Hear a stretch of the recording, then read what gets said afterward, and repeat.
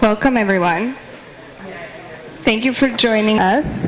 I would love if somebody volunteered to be a success tracker, and basically what that is it's really up to your interpretation. You listen to what's going on and the kind of things that we talk about, and you write down what you think we accomplished tonight, if we accomplish anything. Any major decisions or really anything that you interpret as a success. So would anyone like to volunteer to be the success tracker? Last time we had Amir do it, and he did a fantastic job. You're going to do it again? Thank you for offering. And then I would also like to have a timekeeper. Basically what the timekeeper does is we have these cards that say 2 minutes, 1 minute, and 0 to stop. And it's just to kind of help move the conversation along when we get to the discussion. Would anyone like to help with that? If not, I will figure it out. So let's go around. I'm just going to pass the mic around and do introductions. And I wanted to say that this isn't just a formality when we introduce ourselves. So really take some pride and own it when you introduce yourself. Please use the mic.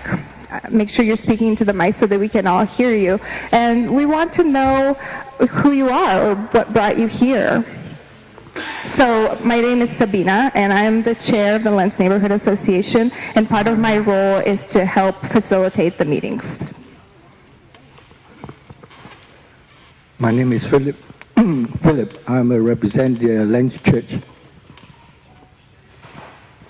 Good evening. My name is Pastor Steve Madsen, and I'm the pastor here for the Lents Seventh Adventist Church. Oh, sorry. I'm Lacey. I'm the secretary of the Lents Neighborhood Association. I'll move on to our speakers. If you guys want to just say your name, and then we'll come back to you. Hi, I'm Leslie Lum. I work for the City of Portland, the Bureau of Planning and Sustainability, and I'm the East Portland District Planner. Good evening, everyone. My name is Cupid Alexander. I'm with the Mayor's Office, and I work on housing policy. Hi, my name is Cameron Harrington, and I work in the Cully neighborhood to the north for an organization called Living Cully. And I'm also here as part of the Anti-Displacement PDX Coalition, which is a citywide coalition of nonprofits that my organization, Living Cully, is part of. Hello, my name is Robert Gibson. I'm with Palindrome Communities. I'm the developer of Oliver Station. My name's Marjorie Page, and I'm here with the Lent Strong Housing Team. I guess with Rose and Green Lents.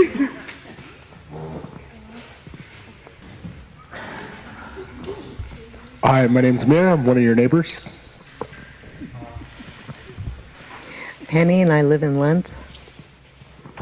Shara Penny, Lents Neighborhood Livability Association.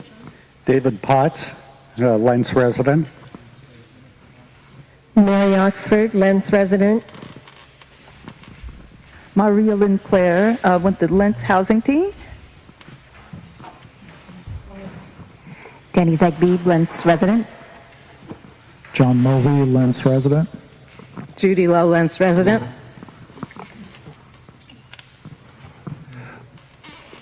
Michael Cummings, Lents resident, and I'm on the Arts Tax Oversight Committee. Charles Smith, I'm a member here of the church. I'm Lois Smith, and I'm also a member of the church here. Joyce Beadle, I've been a Lents resident since 1984. Woohoo! Wes Wolf, Lents resident. I own a small construction company. We're an affordable landlord here in the neighborhood. I'm a past vice chair and been involved in all kinds of neighborhood association events and other things. It's great all you guys come out. This is one of the better turnouts. It seems like a really good turn of things too.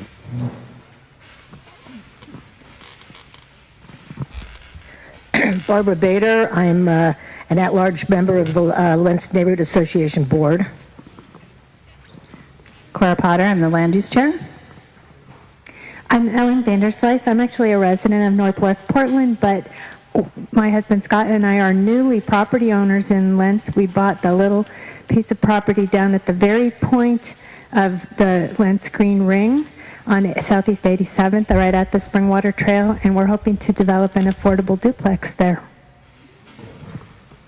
And I'm Scott, and as Ellen said, we are, I believe, the smallest time developers possible in the city of Portland.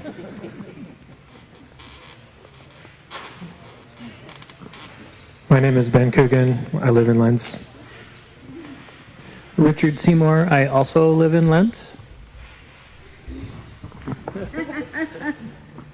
Deb Chrisman, and I live in Lents, right on the bike path.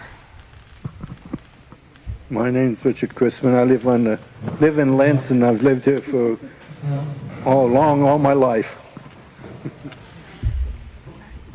Did you want to say your name? No. This is Zia. I'm Laura, and I'm a Lents resident.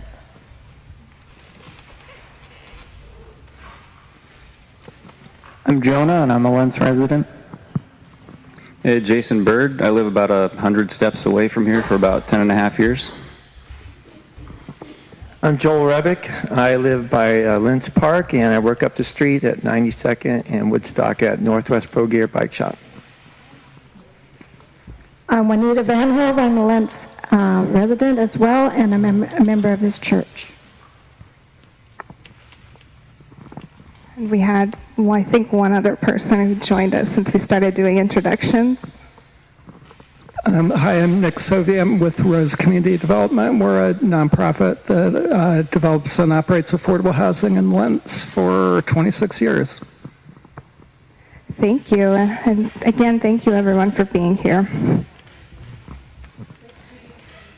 Which one? Adam Brunel, Green Lents. Michael Collins. I'm the vice chair of the Lents Neighborhood Association.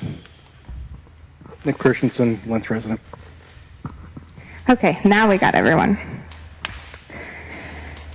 Before we begin, I wanted to make a mention of something that maybe not everyone knows. Earlier this month, we lost an important person to our organization.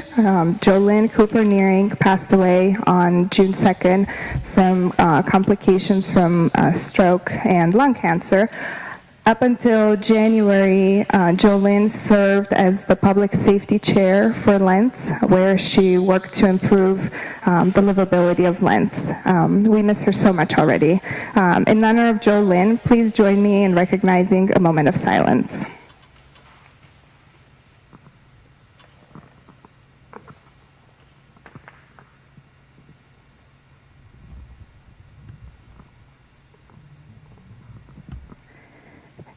Thank you, everyone. And now let's begin our meeting. So I realized earlier when we first started, I said I have two goals for the meeting, but I only mentioned one. I have a migraine, so if I seem a little loopy, it's because of that. So my first goal was to get everyone who is here tonight in Lents involved with the neighborhood association. And then my second one is for all of you here, since this meeting is for you and about you, to feel heard tonight. We've asked the presenters who are here tonight to limit for how long they speak and to not see this as, giving a presentation or giving a speech, but rather to also be here to kind of listen to and learn more about those of us here in Lents. So if you look at the packets that you have in front of you, the first thing that we should talk about is the code of conduct. It has the date from April, but that's okay because it's still in effect. And you can read for yourself kind of what the do's and don'ts are. That these are all things that we've agreed on as a group. We've agreed on kind of what behaviors we want to have here and what might not be acceptable. In terms of running the meeting, I would say I ask you that you please respect the facilitators.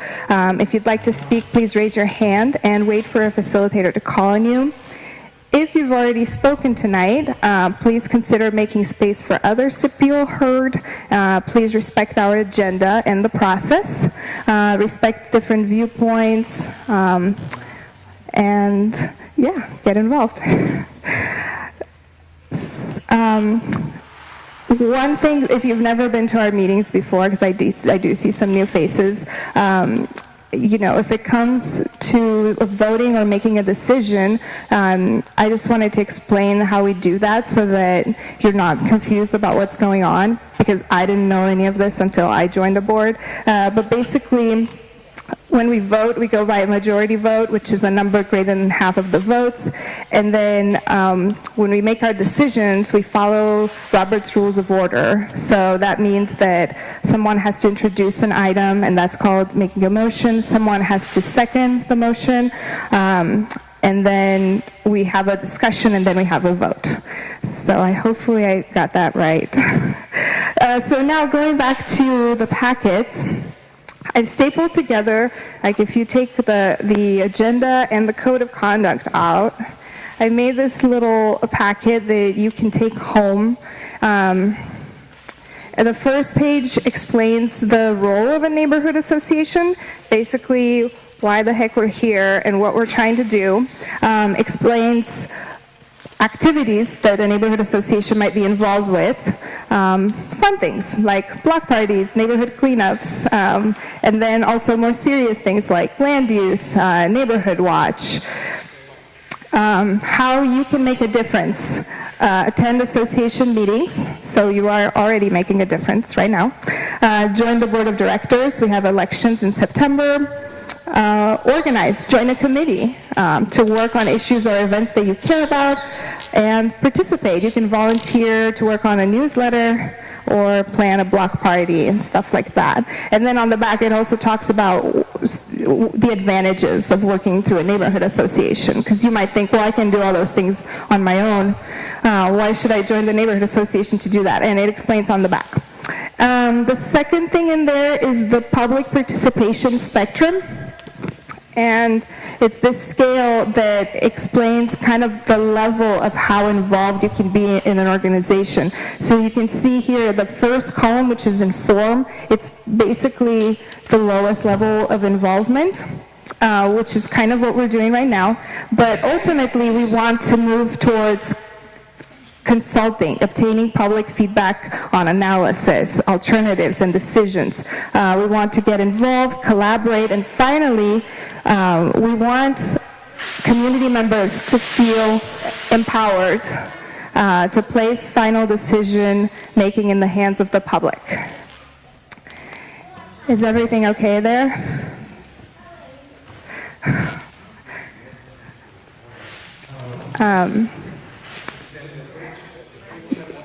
Another thing about running the meetings is you can't be disruptive, or I might have to ask you to leave.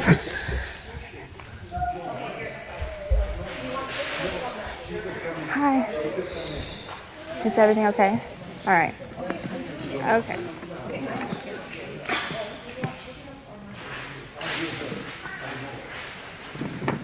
And finally, there's a map on the back of all the coalitions. We belong to the East Portland Neighborhood Office. There's 7 of them recognized by the City of Portland. And I just wanted to, for everyone to be able to see kind of where we fit in with everything else. Then next we have the committee reports. And then after that, you'll see this chart. This is related to what we did at the last meeting where we had an interactive community work session. We had some big poster boards on the wall in the back, and we labeled them livability, public safety, environment, land use, transportation, and community members either fill in or put checks next to topics that are important to them.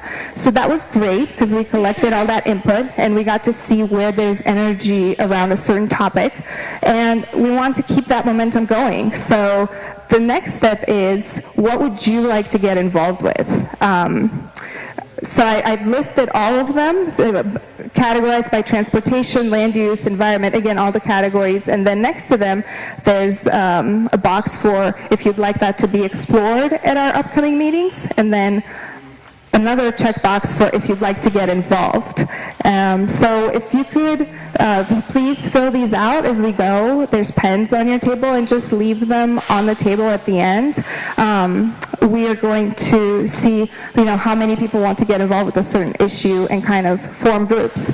And then there's also committees that I listed, the committees that we currently have: land use, equity and inclusion, transportation, communications, grievances, bylaws to be formed. We're going to form that committee, and the street fair.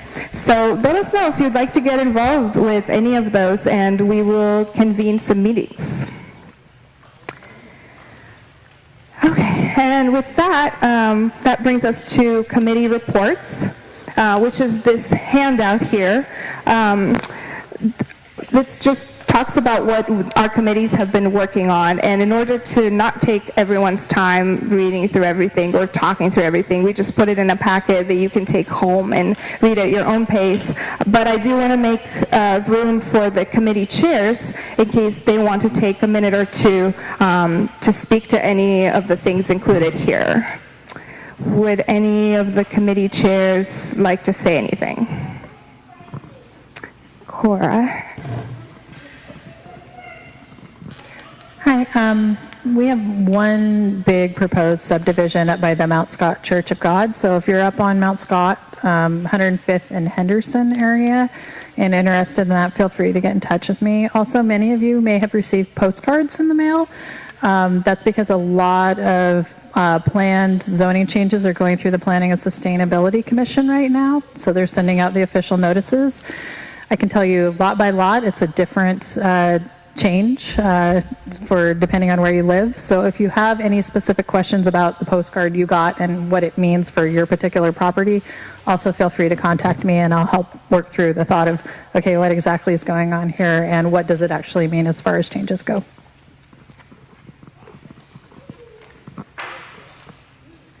Thank you. Anyone else? We're missing some of the board members tonight, so there might not be a whole lot of people.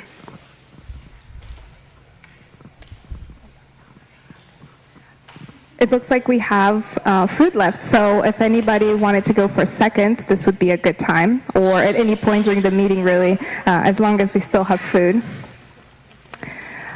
Let's see, I am involved with a couple of committees, but one of the ones I'm involved with is communication, the communication committee, and I just wanted to say we officially have a newsletter now. We've already sent it out twice this month. Kind of exciting.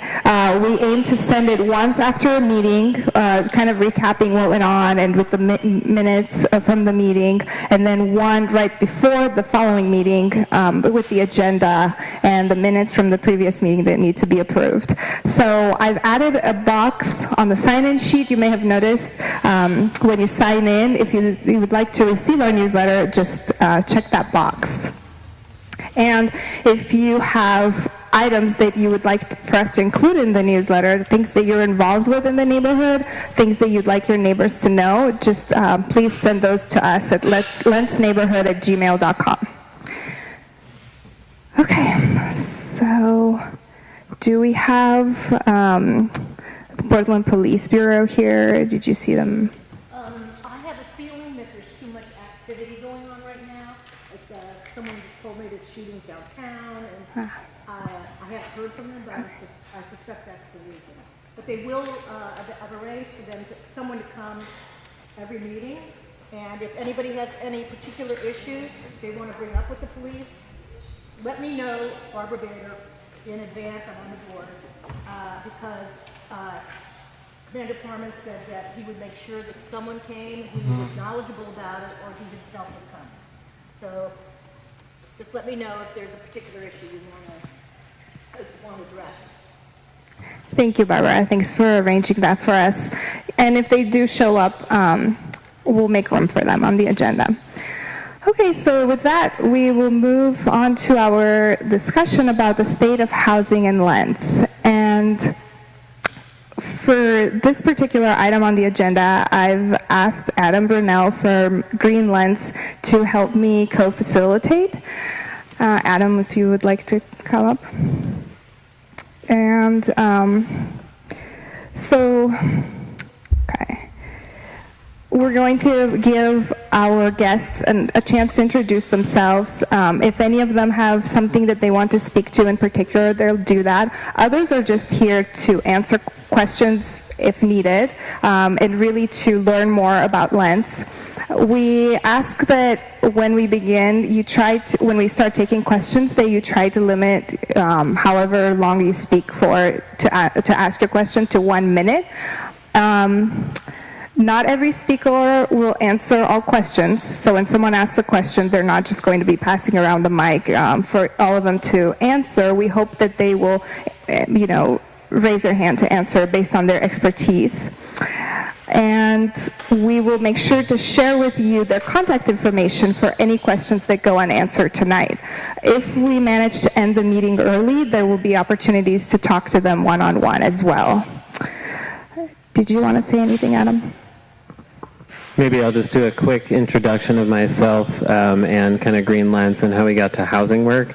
So we've been doing a project called Livable Lents for quite a few years. I see a lot of familiar faces in the room. That led to a plan. In the process of engaging the community, we actually found that housing had become a really big issue in the last several years, especially as rents have gone up. And so we started a housing team, and you'll hear from some of those folks on the panel as well. So Green Lents usually doing environmental placemaking projects like the Orchard, the Tool Library. We've gotten a little bit involved in engagement on housing issues as well. Thank you. And now I'll just pass the mic down so that all the speakers can tell us what your area of expertise is, or what kind of questions are you best suited to answer tonight. Nick Sovey with Rose. We're a nonprofit that builds affordable housing and does other kind of community development in the neighborhood. So did you want me to do my bit, or is this just an introduction? It'd just be really brief that I've been working in Lents since 1986. I worked at Southeast Uplift as a neighborhood organizer, and then have been working with Rose, and the neighborhood's obviously changed a lot in that time, and a lot of those changes are good, but obviously we're seeing the impact of things like the federal housing budget being cut by 75% during Reagan's time. There's been an erosion since then, and we're seeing the impact in increased homelessness and a lot of other issues. And I know that right now Lents is really experiencing the fastest gentrification in the city. Home prices in Lents went up $150,000 in 5 years. It just means it's a lot harder for people to afford housing. Thanks, Nick. Again, I'm Leslie, and I work for the Bureau of Planning Sustainability at the City of Portland, and I'm the East Portland District Planner. Prior to this, I worked over in North Portland, and Cora had mentioned that you all have gotten some notices in the mail, and I apologize for that. There's lots of different kinds. You may have gotten a notice about the residential infill project. You may have gotten notices about Better Housing by Design. You may have gotten notices about the manufactured home park project. And, Cora, thank you for offering to speak to people about it. You can also call me. So what I do is I'm a land use planner, but I emphasize and work mostly on community development and really looking at land use and equity, so that sort of, intersection. So for me, I moved to Portland in 1996, and I really, loved it, and I really loved the working class quality of it, and just just I like the feel of it, and the fact that there were all different kinds of people here. I mean, to some degree, and so like Nick said, it's changed a lot since then. So one thing I work on a lot, and I think about a lot, is affordable housing and all the people who've gotten displaced. But if you have questions, I have some materials here if you want to know more information. Thanks. Can I get you guys to pass this out, one per table? My name is Cupid Alexander. I'm from the office of Mayor Ted Wheeler, and I work on his housing policy. And I see a lot of familiar faces up here because I see you about every week. Nick, I've been seeing you like I might as well work at Rose CDC. So what is being passed out is our current state of housing report, and I didn't know how many were going to be here, but you could share it with your table because we have to give this conversation some context. Like, what does it mean to the city, and what specifically does it mean to the Lents area? So as you know, there's about 263,000 families in Portland. About 19,000 of them are in the Lents area. But between 2000 and 2015, Portland saw an increase in population of 83,000 residents, right? And we know in the future, over the next 20 years, there's a projection of over 100,000 people moving to the Portland area. We know that it's a great place to be. A lot of you have been here for a long time. It's an awesome place to be. But that means that we have to have some conversations about some of the growing pains and calibration to have individuals. We need to work on anti-displacement. The other thing that I wanted to say is that we know that Portland is growing in the number of rental families. Some of that is the economics. If you look at our state of housing report, the full report, and this is just a snapshot, you'll see that the average wage of the Portland family went up. But what we're seeing is that new residents come in that may be a little bit higher of a wage, and the individuals who have been longtime Portland residents whose wages have not kept up have been forced to be displaced to other parts of Portland, to Gresham, to Aloha, to the outlying metropolitan region. We know that average Portlanders make around $55K, but people of color make $27,000 to $39,000. The average home price has increased. Nick stated what it meant to Lents. In the last year, you saw Lents home prices jump about $40,000. $40,000. Some of the things that we're working on, and we can get into this, I didn't want to bombard you, but you have some of this information in there, is that we're working on anti-displacement tools and and unit production. We have started the Office of Renter Services. You saw the $258 million housing bond, and those are supposed to be located in high opportunity areas. Also, the Portland Housing Bureau is working through URA funds, Urban Renewal Area funds, and that's with tax increment financing. And specific to Lents, we have homeownership opportunities. There's the homeownership limited tax exemption. There's home repair funds. There's down payment assistance funds. We also, for the city, have a construction excise tax. We have the transient lodging tax. If you looked at the Willamette Week today, just today, there was an announcement that Portland will be charging $4 per night to increase the transient lodging tax to help us with our housing affordability issues. And our statement from the mayor was that, some of these like HomeAway and Airbnb, the transient lodging types of models have caused rentals to come off the market, so they should bear some of the burden and help us create and fund strategies for the average Portlander. What you're also going to see more of is developments. I know that we have the gentleman here that was with Palindrome at Oliver Station, but you also see around the corner Woody Guthrie. And we also have, like I mentioned before, home repair loans and grants. One of the things that we're really paying attention to, and you all should pay attention to, is what Metro is doing with a regional bond. So they're having conversations, and at first they had $516 million proposed between Washington County, Clackamas County, and Multnomah County, and they just changed that number to about $609 million as 650. Thank you. Feel free to fact check me. Thank you, Montreal's Expo hat guy. But 650 was the amount, and the conversation is about how this investment is going to work and leverage those dollars to create housing opportunities for Portlanders. And you know, there's been a huge conversation about gentrification in this area.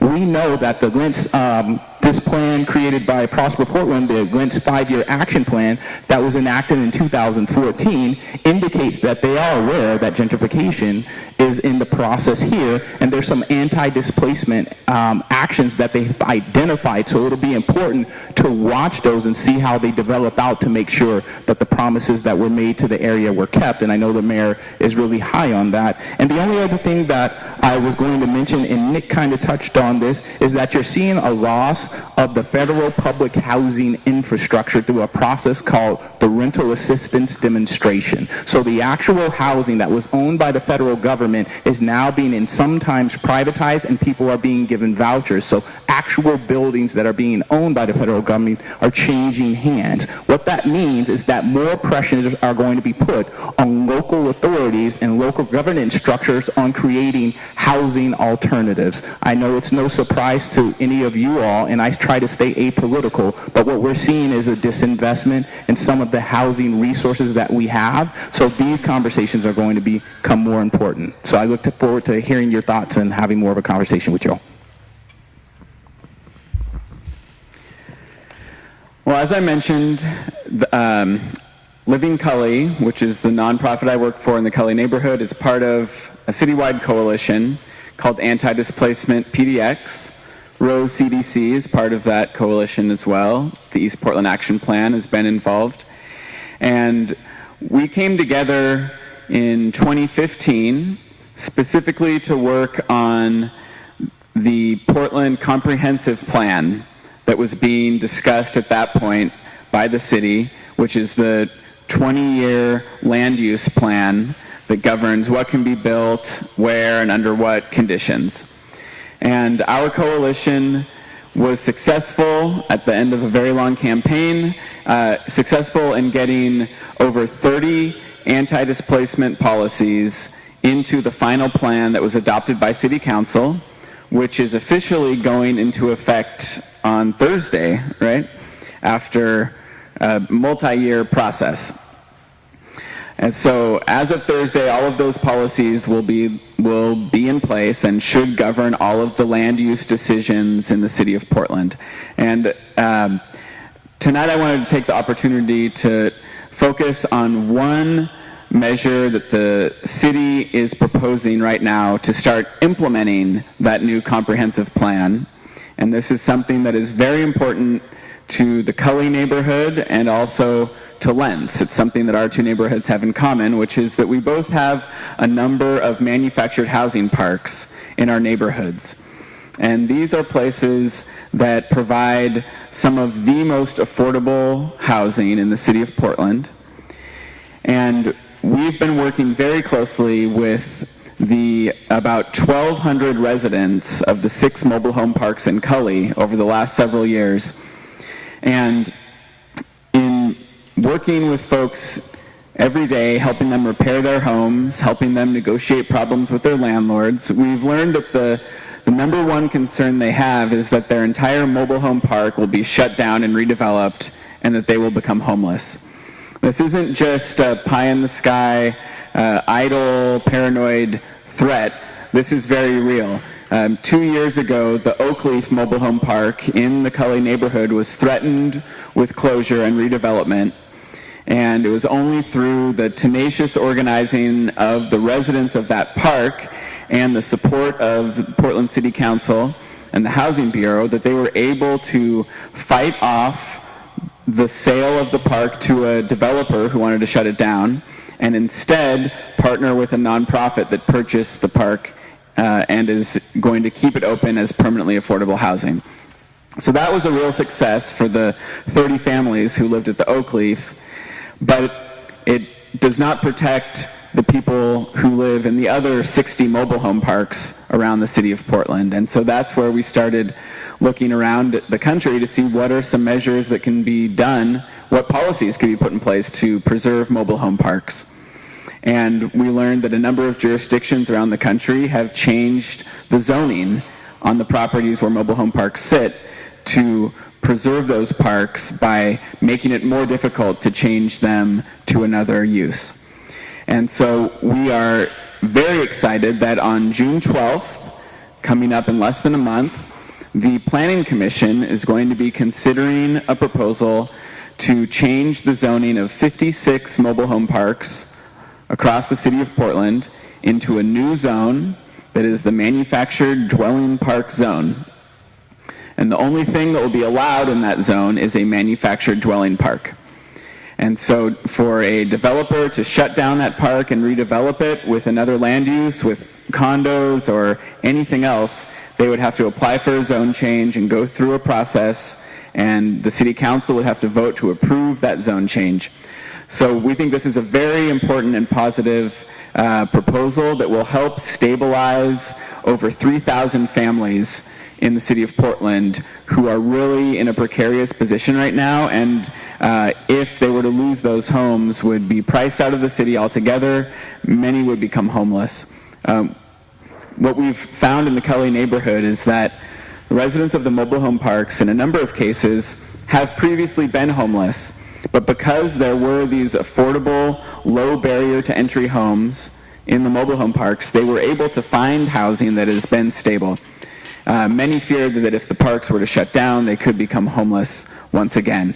And so I strongly encourage the Lents Neighborhood Association to join other neighborhood associations in supporting this proposal. The Cully Association of Neighbors is sending a letter to the Planning Commission in support of this proposal, and we're very excited that we have support on the City Council and in the Mayor's office for this proposal. And we hope that you'll join us in supporting this step to protect our neighbors who live in manufactured homes, both here in Lents, but also across the city. Sabina, do you want us to answer questions now or hold on?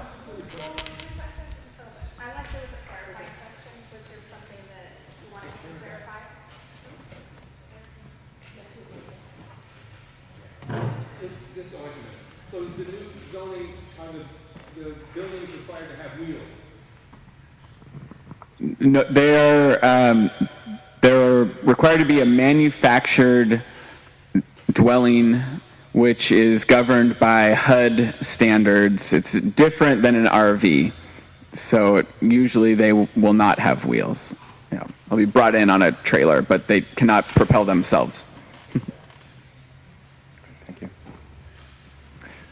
Hello, my name is Robert Gibson. I'm with Palindrome Communities. We're the developer and owner of Oliver Station. And I'm here tonight just to give an update on Oliver Station. And first of all, apologize to everyone for the construction of that's been going on for the last year and a half. I know it's always challenging as new projects are being built because it impacts traffic, but it's worth all the kind of the headaches of growth to have such a nice new building in the middle of Lents. We will have 145 new neighbors coming to Lents in the next 60 days. There's two buildings, and one of them will be open in 2 weeks. There'll be 70 units that will be moving in the first month. And then the building where the new Copper Penny was previously will be opening in first week of July.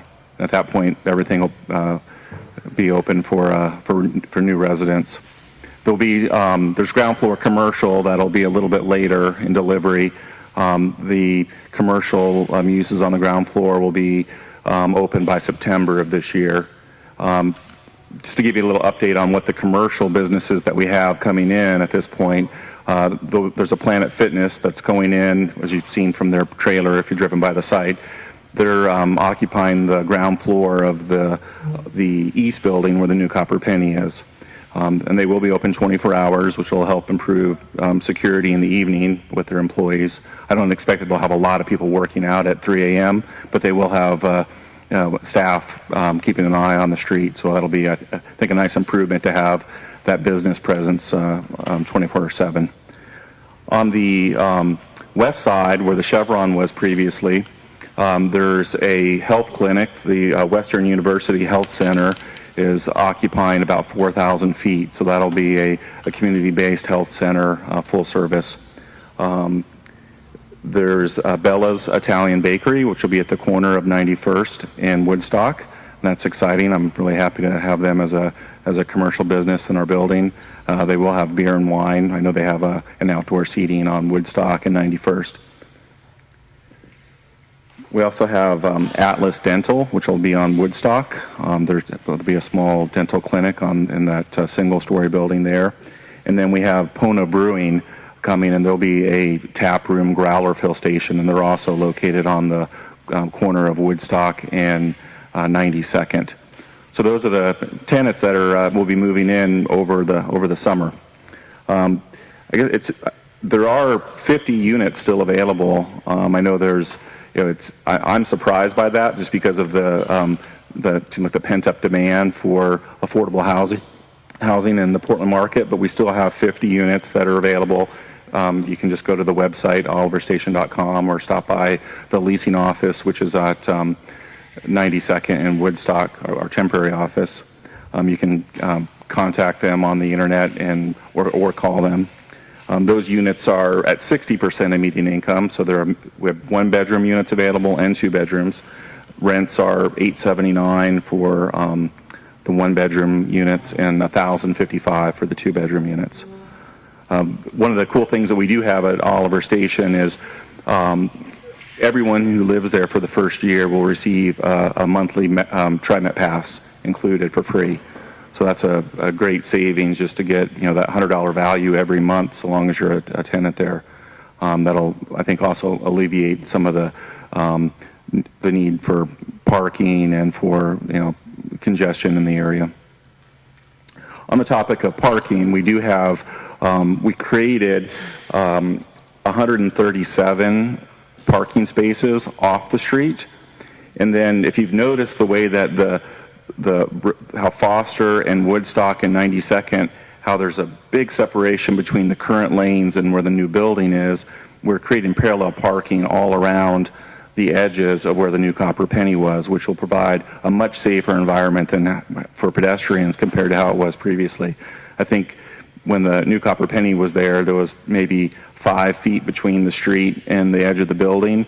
In the new sidewalk, there'll be about 12 feet, and then parallel cars parked to protect pedestrians from the busy traffic and the sidewalk. So that'll be a nice improvement, along with the street trees and new street lighting that was put in on 92nd and Foster. I've been involved in community development and affordable housing for over 20 years. I've spent all of my time, I feel like my only hobby is building affordable housing. I've built about 35 projects like Oliver Station. So I have a lot of experience in all aspects of affordable housing, and more importantly, the projects that I've built 20 years ago, we still own. And so when we come into a community, I kind of do feel like I'm the new neighbor moving in next week, and I just don't know anyone yet, and I'm saying sorry for the construction, come on over and go to Bella's and have a glass of wine and a nice baked good, and happy to be in the neighborhood. Okay, so again, my name is Marjorie Page, and I'm here representing the Lent Strong Housing Team. I don't have a lot of experience except for personal experience and experience in education and community organizing.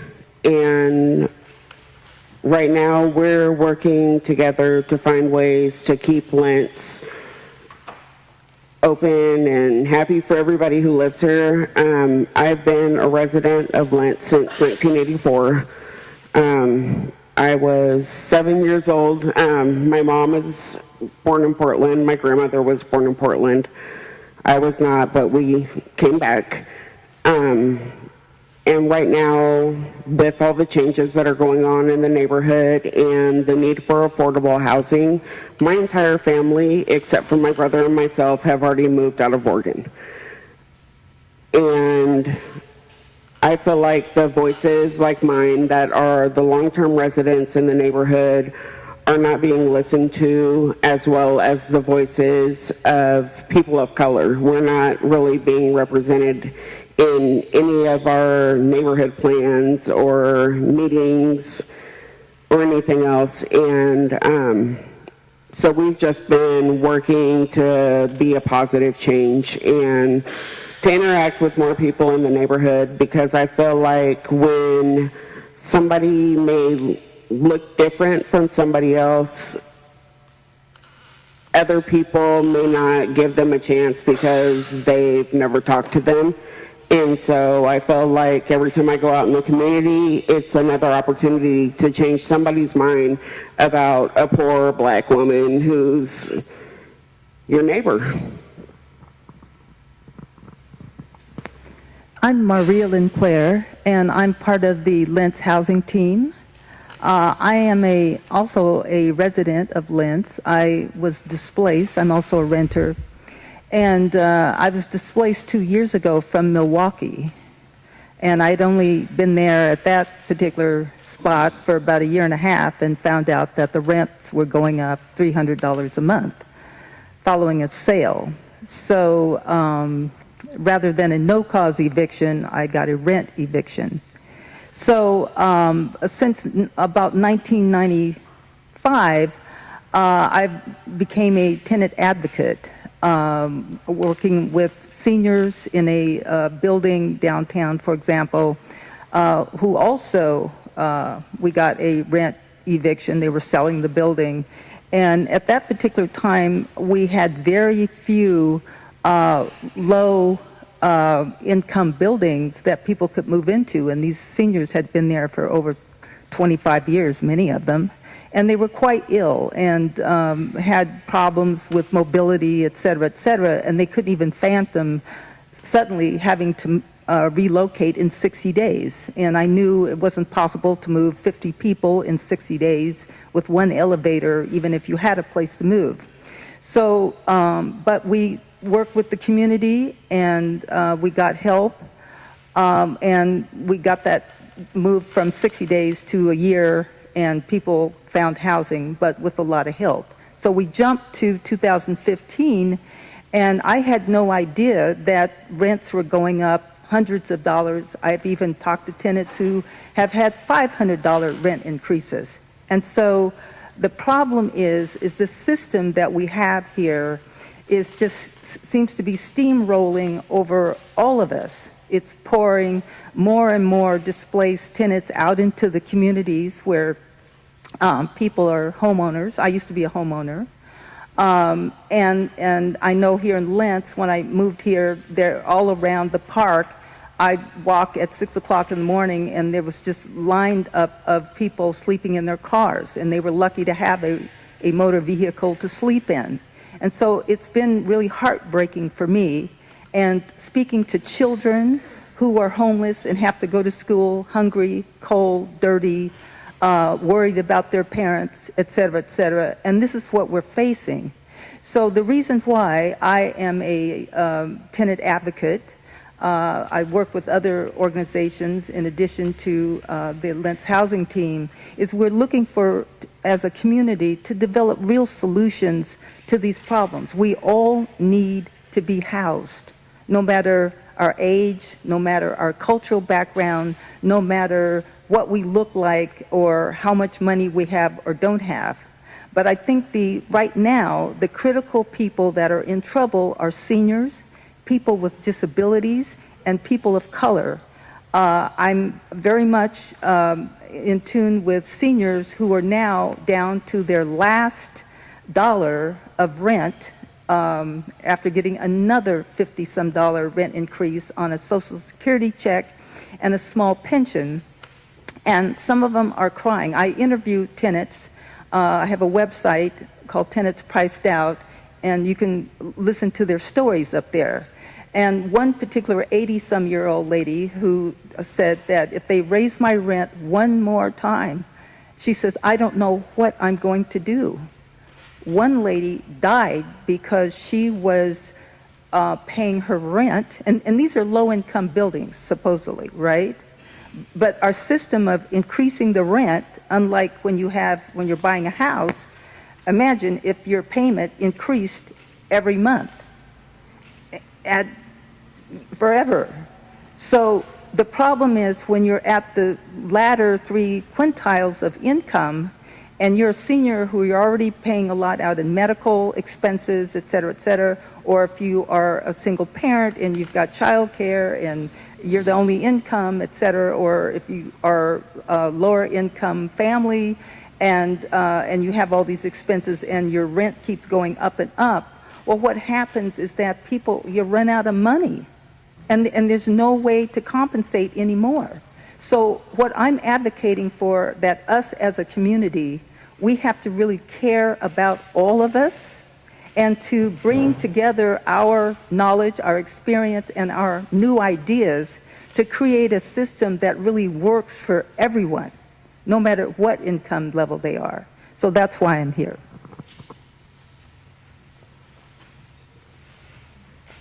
Thank you so much. We have 2 mics, but one of them isn't really working, so we just have to kind of work with what we have. I forgot to mention, but there's cards on every table if you wanted to write down your questions, because again, we want to make sure that people take no more than about a minute or so to ask their questions. And just to get us started, I was going to ask, so there's a lot of narratives here in Portland in Lents about affordable housing. Some people feel like there's not enough affordable housing. Other people say that, their concern is the city dumping too much affordable housing here in Lents. But some studies show that Lents might actually just be catching up to how much affordable housing there is in other parts of the city. So given these extreme housing trends in Lents, are we actually losing affordable housing? Who would like to answer that?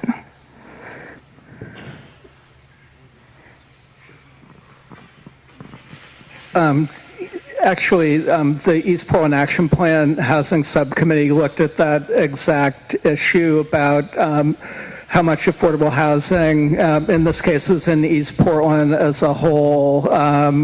So this was done in 2013, and it actually found that in East Portland, roughly, we're at the city average in terms of affordable housing. I think clearly the demand for affordable housing is increasing every day. Does anyone else want to contribute to that one before we ask Cameron? Yeah, I think one of the best things that everyone should want in their neighborhood is for affordable housing to be dumped on them. That would be outstanding. If everyone had affordable housing in every neighborhood, that would be a dream world. So if the question was phrased as if that were a negative thing, so for me, that would be great. Yeah, I think that's kind of a loaded question, only because all housing is affordable for someone. So if we're talking about the residents who are currently in Lents and the trends that are happening with income and their inability to keep up with how much rent is going up when their income is not meeting that, then there are people who are falling into affordable housing, like the woman at the inn said, who were working and all of a sudden they've retired, and the retirement income for Social Security or whatever source goes up 2%, and rent, even when we have mandatory relocation assistance, goes up 5%, it's going to outpace their income. So at some point we have to say, there's a lot of people who's going to fall into the affordable housing category. So building that infrastructure citywide is something that we should reasonably talk about. I think if we're being honest in this space, when people say affordable housing, they're making a judgment on people's lifestyle, not their economics. They're making a judgment on their lifestyle, and I think that's one of the things that we should call out, because affordable housing for individuals in Portland when their income is not keeping pace is reasonable. Judging people on their lifestyle choices is not as reasonable. Convoluting the two is a logical fallacy. So I just wanted to put that out there.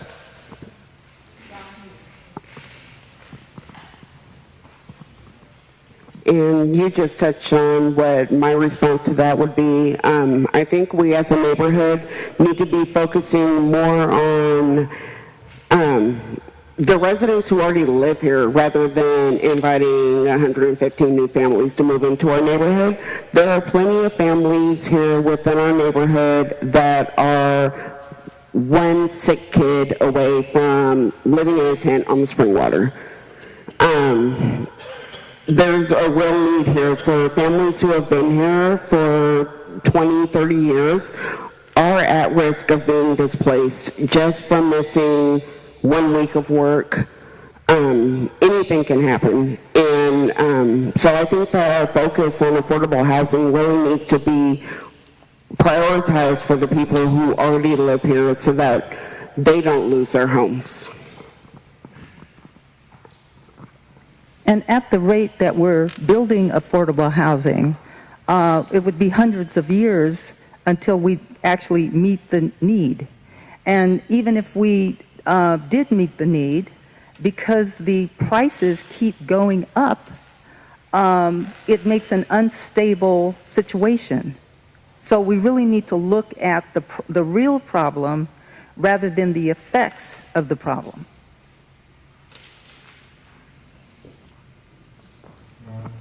All right, so we are going to jump back and forth between some prepared questions and audience questions. So we'll do one prepared, one audience. So does anyone have a question for, I see Barbara's hand. Yeah. Oh, you didn't hear. Oh, it's an audience question, prepared question, back and forth. Oh, okay. My question, or it's sort of a question about affordable housing, is in Lents, my understanding over the years that all this development has been planned and all of that is that the goal was to have mixed housing for multiple levels of income. And that brings me to my other part of what I want to say, which is that the definition of affordable is personal often, but it's also arranged by the government, and it depends on who is deciding what affordable means and to who. And I know there's percentages and everything else involved with it, but a lot of the percentages, too many families cannot meet those percentages to even get into so-called affordable housing. That's my question, sort of. Yeah, does anyone want to reply to that? All right, here you go, Cupid. My answer is yes. No, I'm joking. So the metrics that we use to determine if someone's affordable and the city resources that we have to invest in properties are at a 60% AMI level. So people who are 60, and it's a very specific formula, and as far as the developers go, they have a pro forma where they have to see how it pencils out, and that's where our investment helps buy down some of the cost. We look at, when you hear about like permanent supportive housing and housing for homeless at 0 to 30, that's like our homelessness strategy. But if you look at like housing vouchers that go from 30 to 80, and what we invest in from 30 to 60, that's a very specific amount of income based off of the metropolitan statistical area. So it's all these formulas that are updated every year by HUD based on the American Family Survey, based on all of these different facets that are supposed to keep up with how Portland is changing. The danger, like I said before at the very beginning, is as you have an influx of individuals who have high wages, that median changes to a higher amount, and displacement happens. So one of the things that we have to wrestle with is, what taxing structures do we have to create the income that we use to invest for communities, and where are those communities going to be located? It's a wicked problem. I don't know if you all are familiar with what the term wicked problem, but it's like a catch-22 almost, and there's alternative ways that different communities have approached investing in their affordable housing stock, but we know that it's going to become harder as the federal government disinvests in housing also. I don't know if that's an answer, but I'm kind of framing like what we all should be thinking about and how we're going to logically approach this. Anyone else on that one? Yeah, Robert. I think it's important to have, just like everyone in this room makes a different amount of money and has different lifestyles, I think it's important as a building owner, a developer, to have a mixed income building where you have households or units that are affordable to people at 0 to 30, 50 to 60, and some at market, because that's what the community is made up of, mix of different income levels.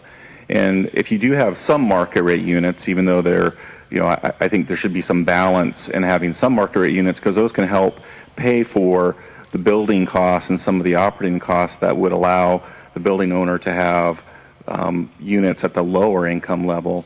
So that's a kind of a financing pro forma strategy where you have a mix of rents, and you have some people that can pay more, and there's demand for some of those units at the higher level, and then the owner can use that extra revenue to help keep rents lower for people who can't afford that high rent. So I think a mixed income approach is a good way to look at housing development. All right, I'm going to move to the next one. As we talked, gentrification is underway in Lents, and some folks are already getting pushed out by rising rents. So the question is, how do we ensure that communities that are at risk of displacement are benefiting from the increased development in Lents? How can we address those negative consequences of gentrification? And if you could just raise your hand if you're interested in commenting on that one. Nick?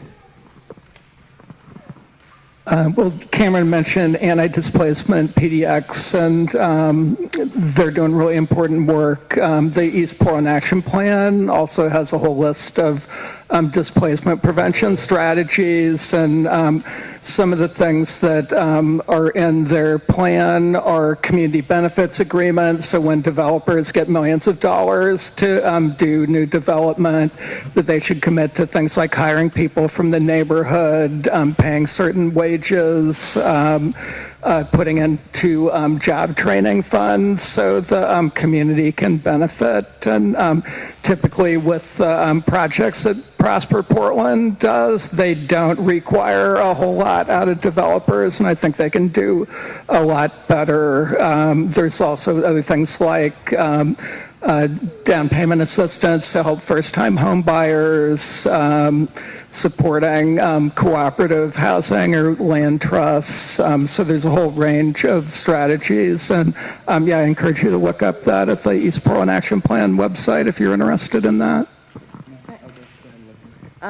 So I actually, sitting here, I guess, so, I'm a city employee, Cupid's a city employee, and, we're here for you. And so I guess my question is there's probably 50, 75, I have no idea, number of people here.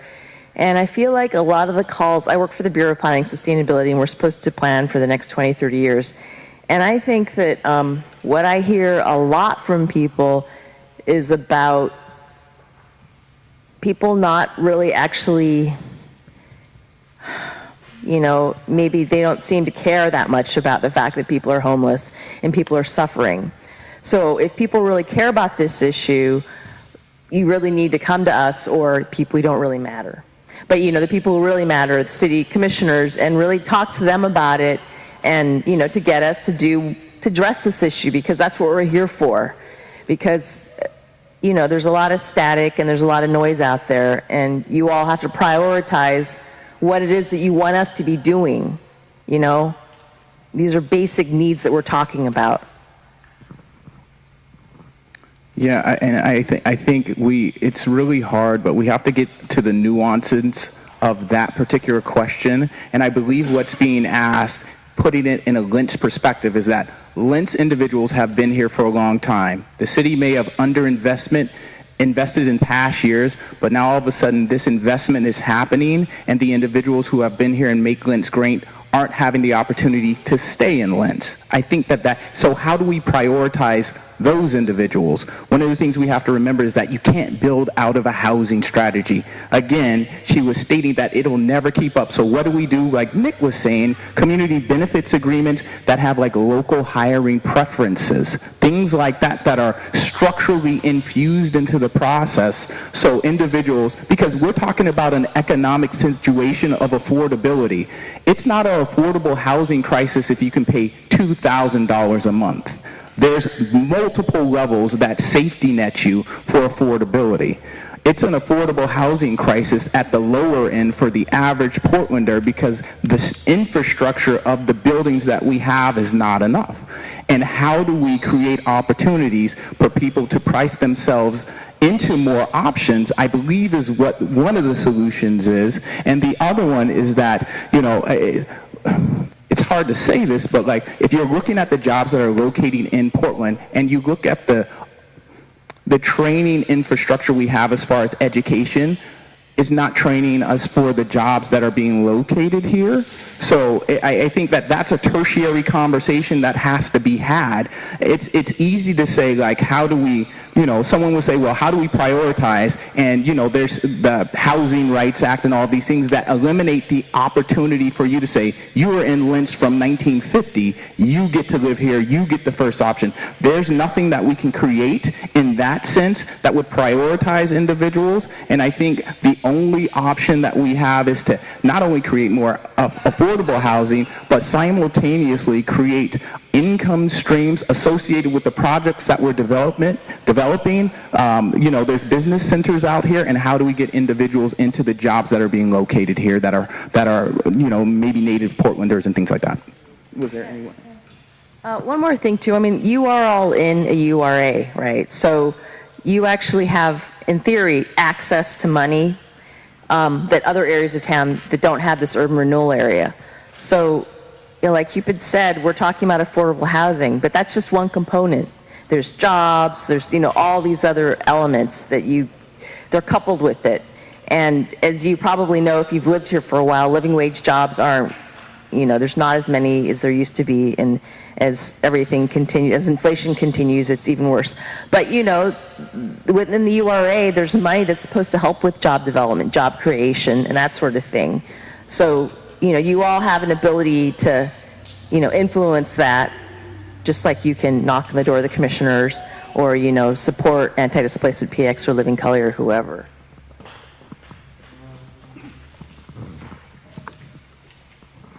I was just going to read one question we got. It's for Robert Gibson. It says, Palindrome has the option to develop affordable housing on the 92H property. When will we see these homes?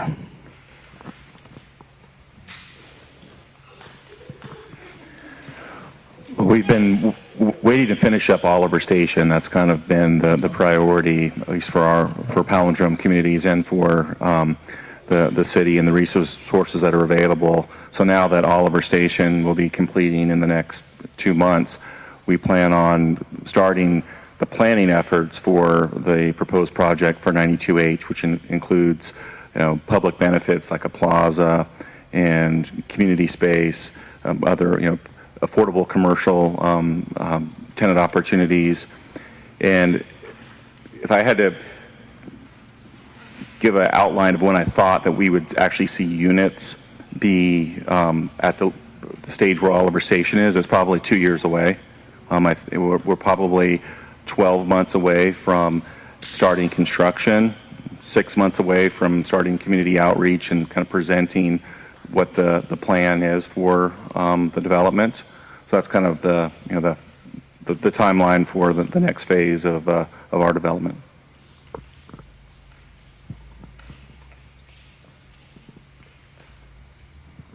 Thank you. And I just wanted to bring everyone's attention to the time.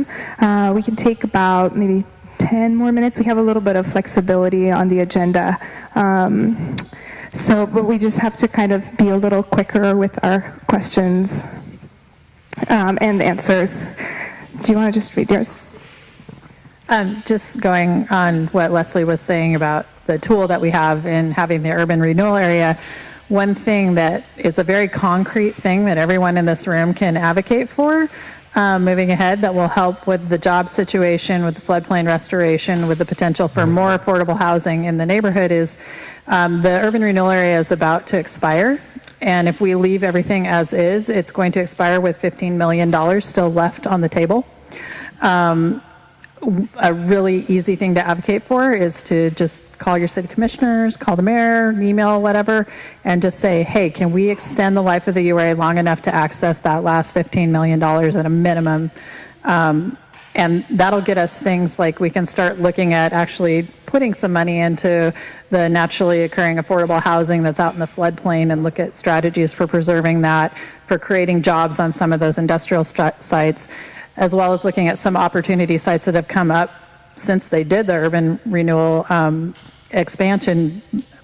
I guess it's been, 9 years now ago, which is the Foster Fred Meyer site, and working with Terry Emmert to do something more ambitious there and maybe create some more housing there and make sure 92H really happens and really gets off the ground if they need any assistance. So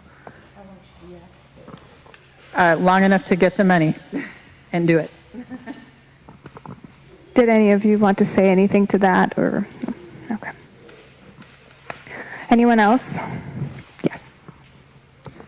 So, a quick question for you. It's more upriver, kind of more of a deliverable, but I'm curious as far as with organizational structure about requesting more transparency from the developers, and I know there are nonprofit developers as well in the region. What type of bidding process is taking place, and also are they thinking outside the box of maybe getting community involvement in investing themselves? And I see this through, I think it's called Guerrilla Developers, and so I'm just curious what kind of outside of the box thinking is taking place or conversations taking place about finding new ways to deliver.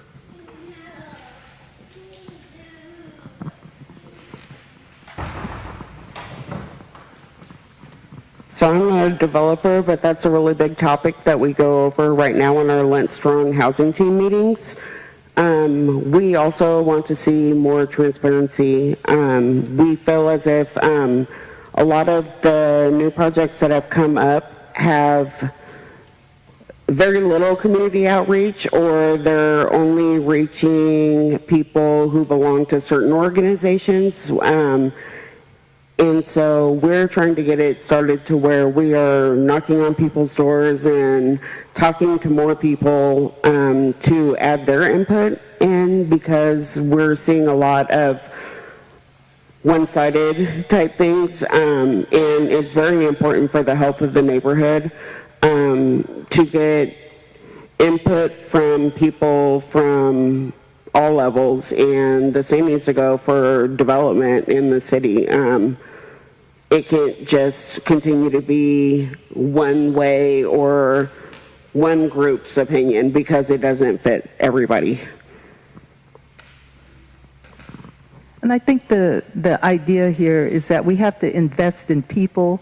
We talk a lot about housing development, but what about developing people?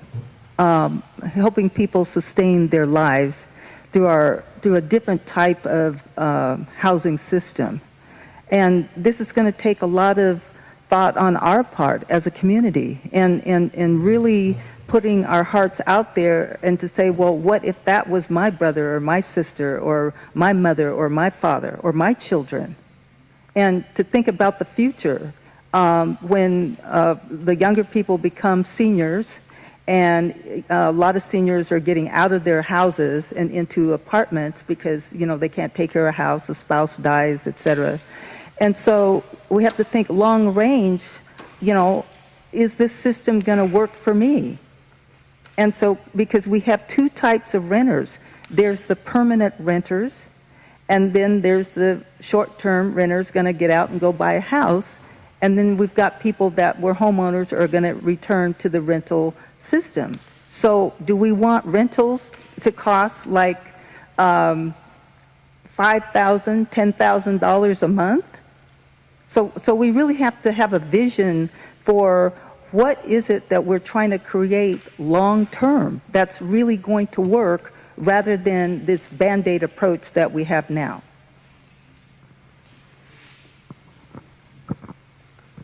I think if I'm hearing you correctly, and I am familiar with guerrilla development, is how do we come to to the decisions, and how will the community know what decisions we come to, and are they along for the ride?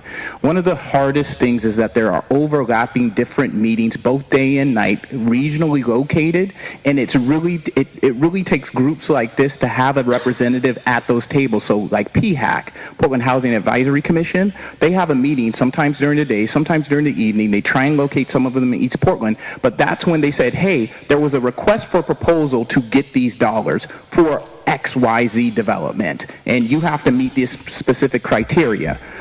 Part of the thing is saying, hey, when is that meeting happening, or keeping up to date with that meeting so you can have your input, because they have a public process. But the public process also has to be tested if it's at times that are unavailable for a majority of the working class in the city. You know, another thing is that like we have with the bond, we have the bond oversight committee, which also had a SAG group which developed the criteria, and those were during the day and at night, some of them in East Portland. But there's just so much going on that it really takes an organization to have representatives and to bring the interest, because, you know, it is an open process, but it's an open process if you have access to the time, and time is money. And if you don't have the money, it seems like you're like, I'm not a part of the process. There's also developers who put out there, you know, like, we can build it cheaper, but aren't those living wage jobs? Is there a CBA as a part of it? If there's parts of the process that are missing to undergird the community members, then is that something that we as Portlanders want if they're using the cheapest products and they're putting it the furthest away from all the infrastructure, and they're saying that they can do it cheaper? And so these are things that we do consider, but the upstream is like looking at new ways, looking at different funding sources. We're a part of 17 other mayors to receive $200 million as a housing investment from Kaiser, and it was just announced on Friday. These are the type of things that we're going to have to do to get outside unobligated funds where we're not having to tax anyone, to create opportunities for Portlanders. You saw the mayor do that with 17 other mayors, and we're going to look at doing that more. That's kind of like outside the box for us.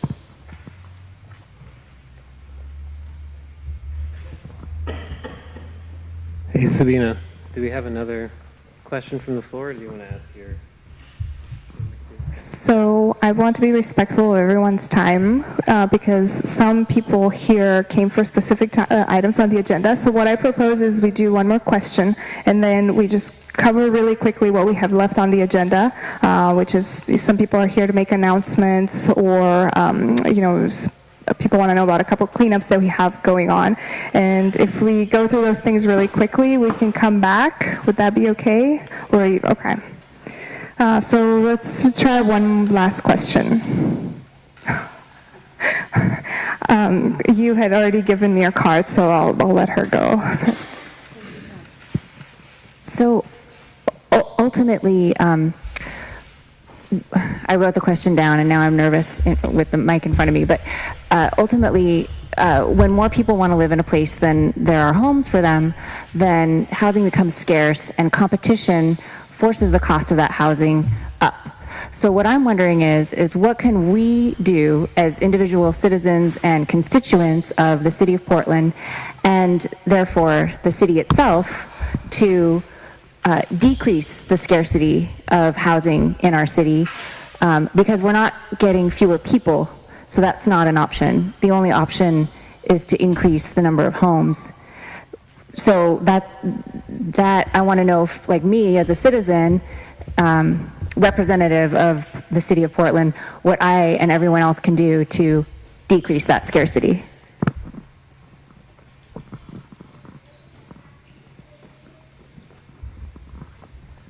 Thanks.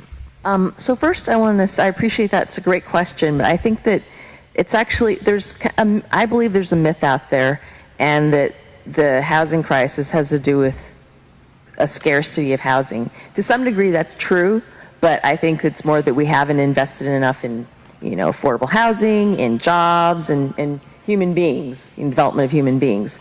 So there are many things. I think that each one of us can do something. Some of us are homeowners, some of us are not. The ones who are homeowners, maybe they can do something with their property. I think that there's lots of ideas about that. But again, I think that again, talking to the commissioners, volunteering with the different groups that do work here, if you really care about this issue, it's really about every one of us doing something to try to help with this problem. Crisis. Yeah, I just think that obviously what we have is the economists called market failure. If you go back to the 2008 foreclosure crisis, almost brought down the world economy. You've got homelessness and all these other things that are not working in the private market. And, I think what we try to do is just have a permanent stock of affordable nonprofit housing that's not going to be jacking the rent up just because we can. Things like community land trusts that are really, taking things where the profit motive isn't the number one thing.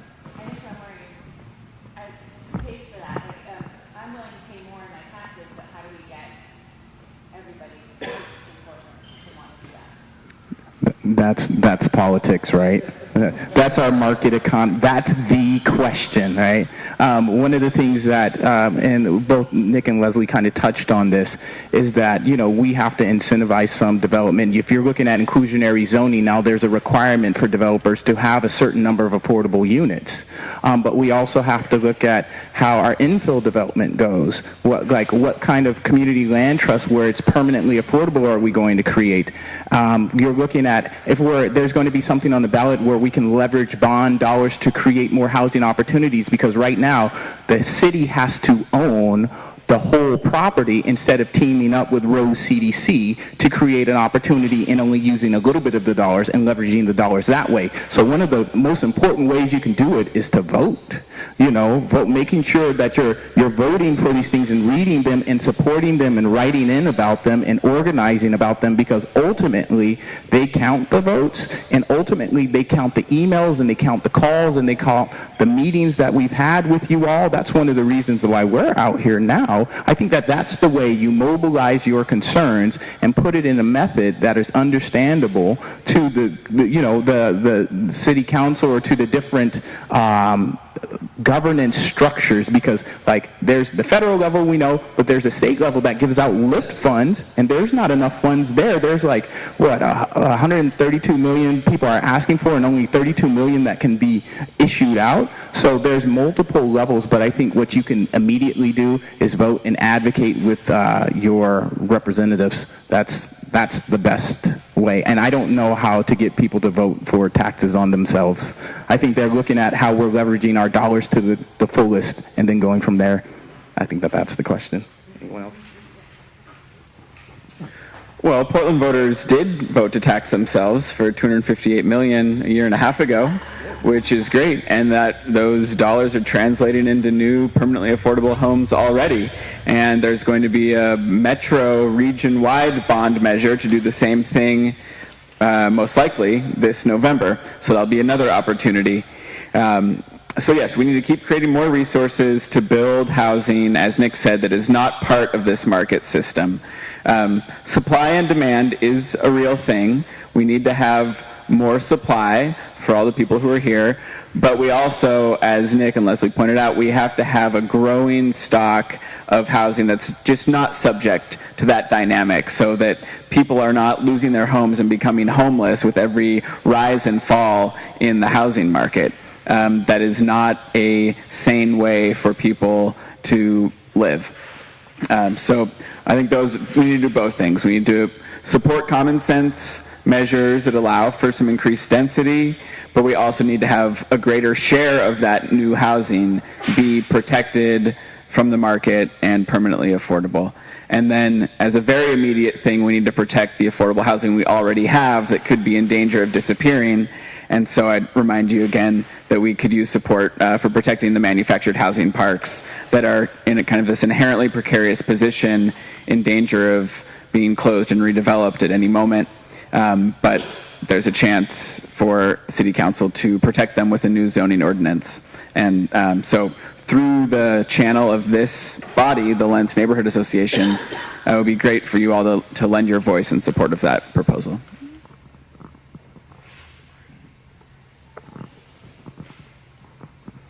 I think, one, to keep people in their homes, we need a anti-displacement fund that's set aside, and whether we create revenue streams, special ones that just fund that, so we can, in the short run, keep people housed that are very vulnerable and right now about to become homeless. And then in the long run, is that, like what you're saying, is that we have a protected class that are in housing that isn't subject to the market, and that would be good. But I think, too, we have to protect seniors who are homeowners who are telling me that they can't afford to pay their taxes on their house because of the gentrification that's happening. And so we need to consider all of that. So I think what our approach tends to be is to take little slices of the problem and to try to pinpoint that rather than looking at the situation as a whole and looking at all of us at the same time.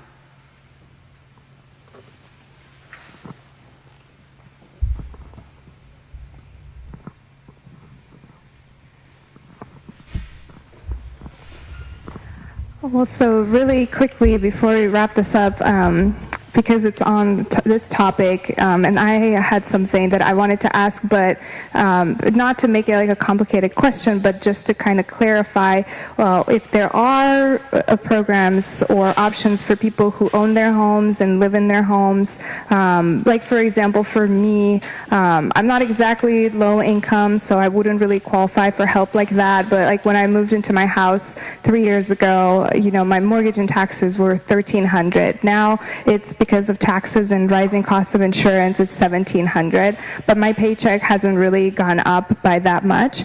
So I rely on my credit card every month, and it's come to a point where I'm like, well, how much longer am I going to be able to keep this up?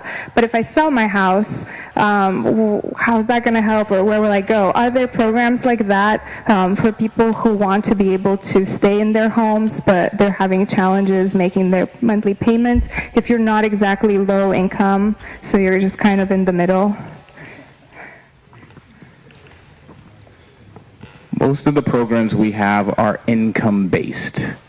Like, that's where we've directed our resources, honestly, because we feel like those who are 60% or below the area median income, and for home ownership opportunities and home repair loans at 80% are where we get the best stability as far as those who have limited resources. So I will go back and I will look, but I think that's the juxtaposition that we're faced with, is that like individuals who are maybe at 85%, which is not making that much, totally not qualifying, versus someone who's 80%, versus someone who's 60%, versus someone who's 30%, and what categories are growing. So I'm saying all that to say, I don't know, but I'll look.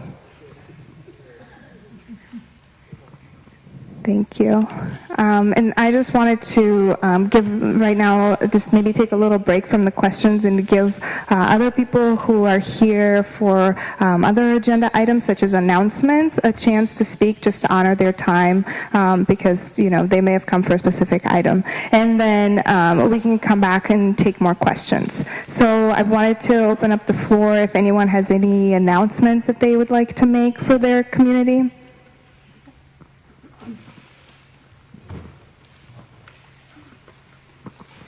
Thank you. As I said, I'm on the Arts Tax Oversight Committee.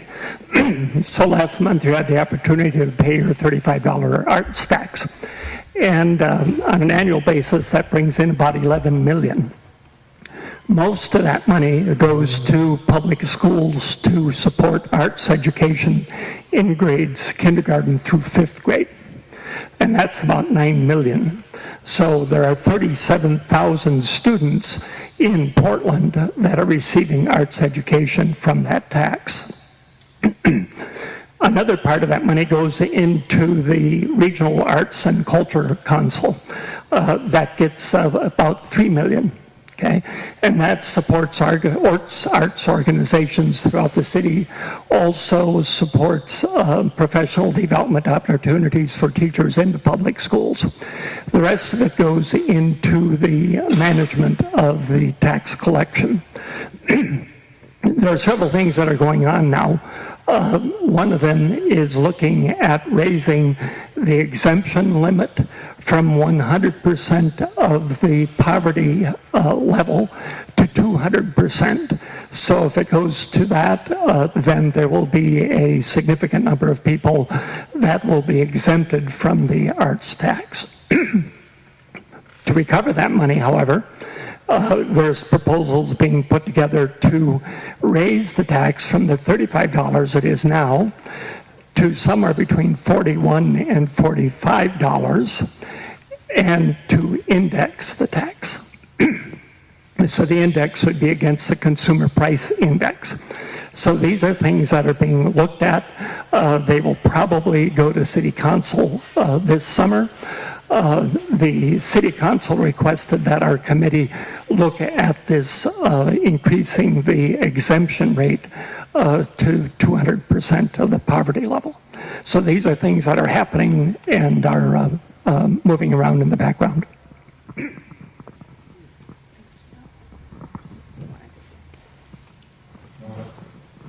Hey everybody, again, my name is Nick. I have been working on trying to address flood insurance premiums for the eastern part of the neighborhood that's in the Johnson Creek floodplain for 8 years now. There's a big growing by the meeting committee in something called Oregon Solutions. I think they're up to like 90 bureaucrats now. They'll probably be at 120 by the next time we meet. And we're really close to some semblance of a plan on how to address flooding in the east part of the neighborhood. There are parts of it that personally I like. There are parts of it that I think are kind of dumb, and I'm happy to talk about any of them with you when we are not constrained for time, but find me. I'm wearing a red hat. You can't miss me, and we'll chat. Thanks. Thank you. Hi, I'm Nicole Lieber. I'm on the board of Green Lents, and you've heard from Adam Brunel, who's our executive director. I just wanted to announce some of the upcoming programs that we have going on. Immediately coming up, the weekend of the 2nd and the 3rd is on the Saturday the 2nd, the Lents Community Action Forum. If you're interested in the issues that were brought up tonight, you will probably be interested in this forum. It's at Kelly Elementary, and I have all the information here on these flyers. The Sunday after that is the Lents Green Ring Ride. So if you're not familiar with the Green Ring, it's a walking and biking loop around Lents. And this is a ride to bring together a group of people and enjoy the Green Ring together. It kicks off with a free basic bike repair opportunity at the community tool library. That's at 10 a.m. And then at noon, the ride starts. So look for this flyer if you're interested in that. And then coming up in July, we have our totally awesome 2nd annual Lents garage sale. Last year it was a big success. We had over 30 families and people participating. So we would love to have that number again, if not more. So please take more than one of these flyers and pass them out to your neighbors. Sign up for a sale by June 27th. We have tons of flyers, and come and find me if you have any questions. It's throughout all of Lents, so anyone can participate. You have the site, or you have your sale at your location, and then Green Lents publishes a map so that on the day of the sale, everyone can find all the locations.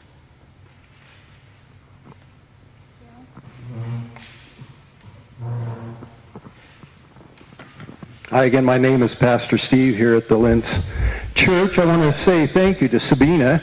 She came by our church service this last weekend and invited folks in our congregation to come out to the community meeting tonight, and so we have about 6 of our members here. and I'm encouraging them to also come out because we learn a lot about the community that we serve here. So I'd like to make two quick announcements on upcoming events. We have Vacation Bible School. It's going to happen right here in this activity center on Saturday, June 2nd from 2:30 to 5 o'clock, and then again on Sunday, June 3rd from 2:30 to 6:30. Kids from 6 to 11 are invited. We also have a preschool program for 3 to 5-year-olds, and then on Sunday after the program we're going to have a camp out Vacation Bible School supper right here that all families are invited to attend. So there's invitations on the small table over here by the double doors. You're welcome to take those invitations with you. The date for registration on the invitation says May 5th, but we've extended that because we have some more room. Second announcement is some of you may have been familiar with this. We're into our third year now on Impact Your Health. It's a collaborative event on the east side to serve the health needs, medical, dental, and vision. Plus we have foot washing, massage, and child care, food preparation, that type of thing. And it's for, we're targeting people who do not have insurance or who are underinsured. And so the last 2 years we served over 800 members of the community on the 2 days, Friday and Sunday, and then we had over 700 volunteers. So the dates are August 10th, Friday, and August 12th at our academy. It's on 96th and Main. And you're welcome to volunteer. We have posters and flyers in Spanish and English on the small table over here. If you're interested in volunteering, pick up a form and find out all the information on the website. If you have a business or you're willing to post the information in the posters or on the flyers, pick up some supplies there, and we'll also share it next month as well. But we're trying to get the word out to the people and have an opportunity to connect with the community. Thank you. Thank you. Barbara? I'd just like to say as a follow-up to Sabina's original announcement about the passing of Jolene Cooper Nearing, that if anybody is interested, the celebration of life ceremony for her will take place at Lakeside Gardens, 16211 Southeast Foster on June 16th from 1 to 4 p.m. And I would also say, if you can, let me know if you want to go, because they just want to be sure they prepare food and seating properly. If it's not a requirement, and if you decide to go at the last minute, that's cool too. But if you can let me know so I can pass along to the family and the Buddhist community what they might be expecting. Thank you.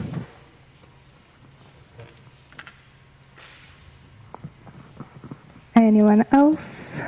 Did you have something you wanted to announce? No? Okay.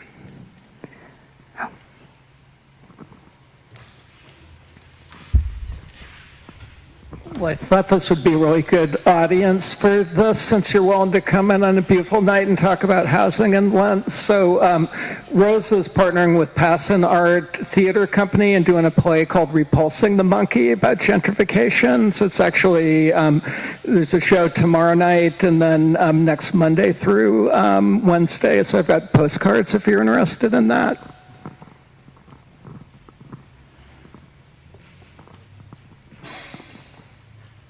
We have those by the door too, so feel free to grab some on your way out. Yeah. This just came into my head. I don't know if anybody here is familiar with, it used to be called Young Champions, and then it went to Active Stars Northwest. It's they teach karate, self-defense. They have a cheerleading program. And soccer, and I don't think soccer was available in Portland, but that company recently dissolved, and now it's Sensei Gary's Champions, and they were having classes in Lents. It's available to all the kids for $8 a week, which is really great for families like mine and many others. But since Gary has not been able to find a place to hold classes in the Lents area, so I just kind of wanted to throw that out there really quick. If anybody knows of a space that has availability for a nonprofit to hold self-defense classes for our neighborhood kids. Thank you. Does anyone know of any space like that? Mount Scott Church of God. On Mount Scott Church of God on 100. On 105th. Shar was saying Mount Scott Church of God has that space available. So, okay. Anyone else? Any other announcements? Okay. So the last thing to talk about are a couple of cleanups that we have coming up. And if you weren't here earlier, I just wanted to remind you, I just wanted to tell you or to remind you if you already heard me talk about this. There's this paper inside the packet that you had that's called the Lents Neighborhood Priorities.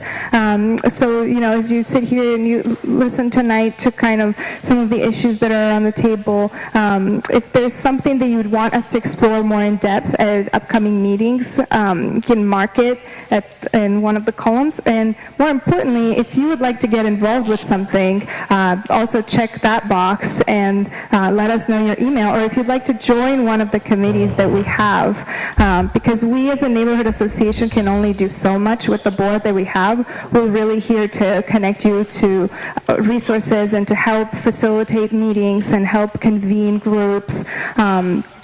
But we really need you to actually to take action on some of the things that you care about. And one of the things that people seem to care about in our neighborhood is cleanups. Some people just go on their own and collect trash almost every day. Other people do it in a more organized fashion with other groups. And so when we did that community interactive work session, that cleanups came up a lot. So we've heard you, and that's why we have a couple of cleanups that we are planning, and they both happen to be on the same date, June 16th. I have a volunteer sign up here with your name, phone number, email, and then check the box next to whether you want to volunteer with Paint the Town Green or the dumpster cleanup. And I will ask Lacey to first explain what the Paint the Town Green cleanup is about.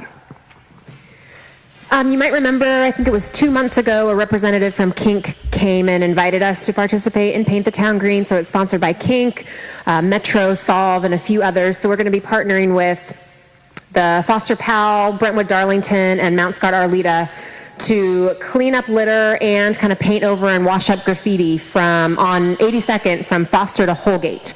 So this is happening June 16th. We'll start at 9 a.m. We'll meet at that McDonald's just south of 82nd, and they'll kind of tell us what to do, give us instruction, and then we'll go for it. And there will be some breakfast served and also lunch and kind of an after party if you do help out. So you can sign up there. There's also a link to sign up through our newsletter, so you can just sign up online. It's really easy. And you can bring your kids if they're older than 6. They can help out too. Thank you, Lacey. So I'm just going to start passing this around, and then when the meeting's over, I'll have it at the front. If you didn't get a chance to sign up for one of the cleanups, and you really, really want to, because I know you do. So the second cleanup is with another neighborhood group called the Lents Neighborhood Livability Association, and this one is a dumpster cleanup, which is also very popular in our neighborhood. We do them every year. They made a proposal to the neighborhood association. They have a complete plan for how to run it, and we responded and we offered, they were asking for $1,500, and we offered $500 to secure the drop boxes, and then we said we would match everything else that they raise up until a total of $1,500. And they already have raised the $700, colors that they committed to. So according to the vote, to the decision that was made at the board meeting, the LNA will match that. And so both cleanups are on the same day, which initially we thought it would be confusing, but then in talking to Solve, they said that they actually are trying to encourage more neighborhood groups to do the same thing, because the events end up enhancing each other.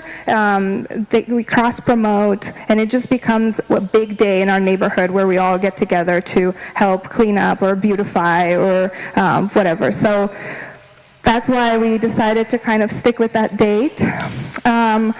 Over the weekend, I met with Commissioner Vega Peterson's staff, who said that they are actually really interested in helping out with our neighborhood cleanup as well, so they want to promote it, and also they want to show up that day. So I guess one thing that the Lents Neighborhood Livability Association wanted me to communicate to the membership about is they're designing postcards to share around the neighborhood to spread the word, and they wrote where it will take place, the date, the suggested donation, and then they're going to put their logo on one side, and then our logo will be on the other side. And they just wanted to get input on that. And one thing I didn't mention is that we will ask for suggested donations, and then the two groups will split the donations at the end.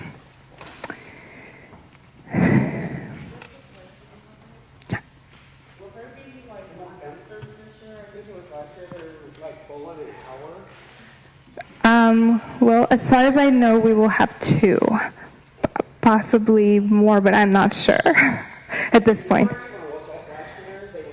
Yeah.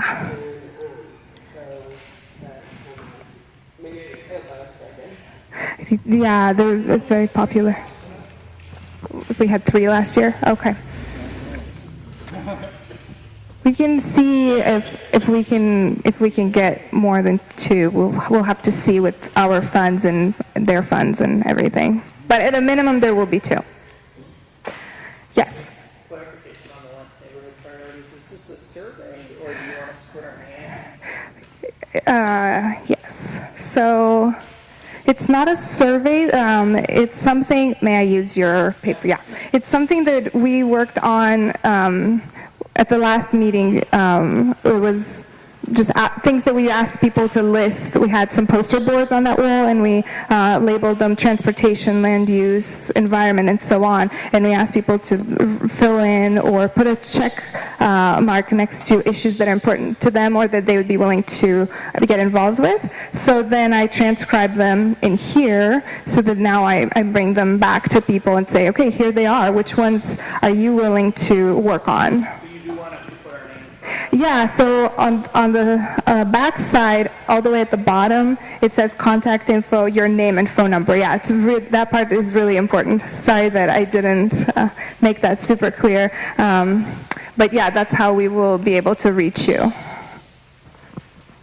Okay, anyone else?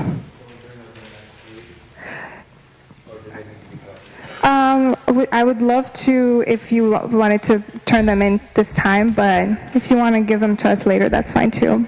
We just want to, or next month. Yeah, I mean, I'll keep doing this exercise, but I don't want to lose momentum, because I know that there's a lot of energy around certain topics that people want to get involved with, and yeah, just want to get the work going as soon as possible.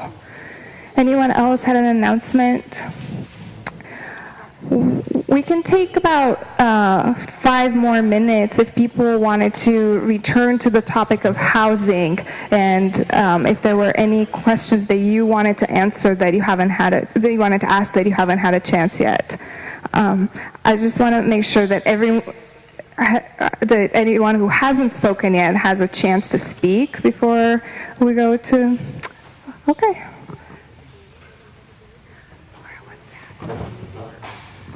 I just want to ask a question about policy and movement on a particular issue that disparately impacts our neighborhood and neighborhoods in East Portland, which is property tax reform.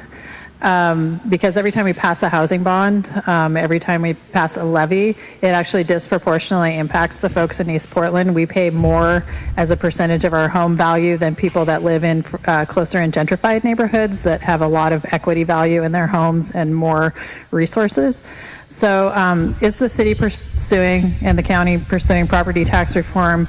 Are we looking at this and coupling it with the issue of like housing bonds to say, hey, we want to do housing bonds, we want to do levies for maybe say housing vouchers or something like that, but we want it to be fair so that we're not asking low income people to pay for the housing of slightly more low income people at a disproportionate rate.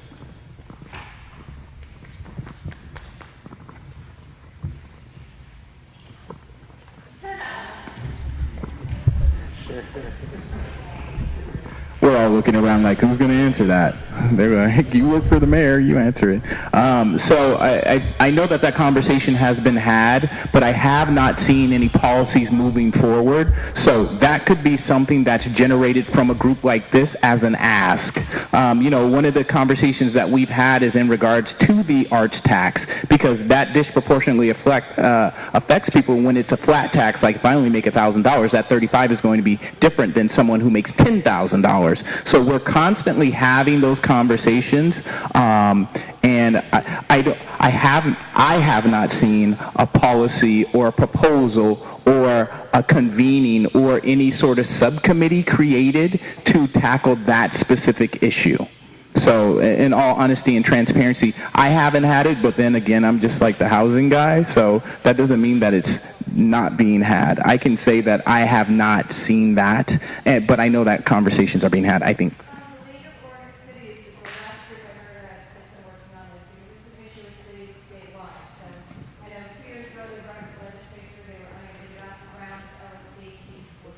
Okay, good. So that means that it must be something statewide, so whoever your local representative, you can probably follow up with them.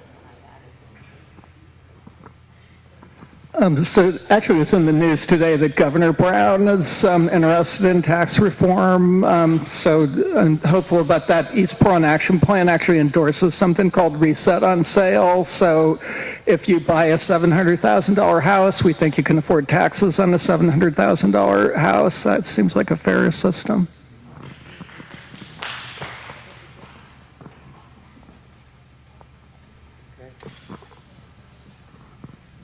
I think that's it.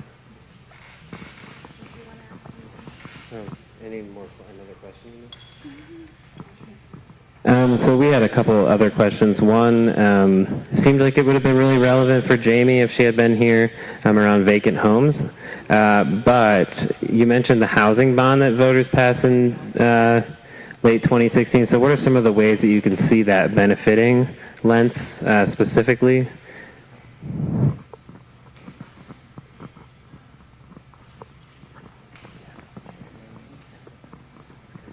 Yeah. So, I mean, with the housing bond, the criteria for high opportunity neighborhoods was brought out to the community because we wanted to make sure that the investments were put in areas where the community can benefit. And we were also making sure that we're not congregating all of the affordable housing in East Portland. So that was part of the conversation that we had, and we came up with this criteria that was led by a community-involved process. So it's not specific to Lents particularly, but you have to remember that there's Lents URA dollars that are generated from tax increment financing, and those are specific to Lents, and we have those dollars in about 15% of the city. You see some in interstate, you see some in the Gateway area, you see some over here, and those generate housing opportunities for that particular fund. But with the bond fund, there was no specific neighborhood that the bond dollars were targeted at, but more of a criteria for where we're going to pursue opportunities as far as investment in housing goes.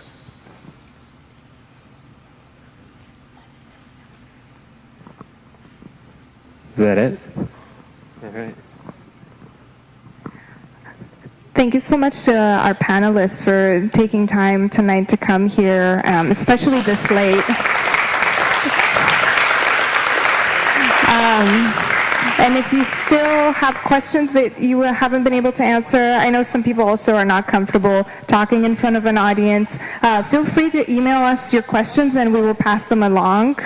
lentsneighborhood@gmail.com. I had a question. Oh, what is it? I just want to know, like, is there, oh, sorry. I just had a question that maybe somebody up here can answer, that with all the developments that are coming and affordable housing, is there any kind of focus on the fact that families need affordable housing?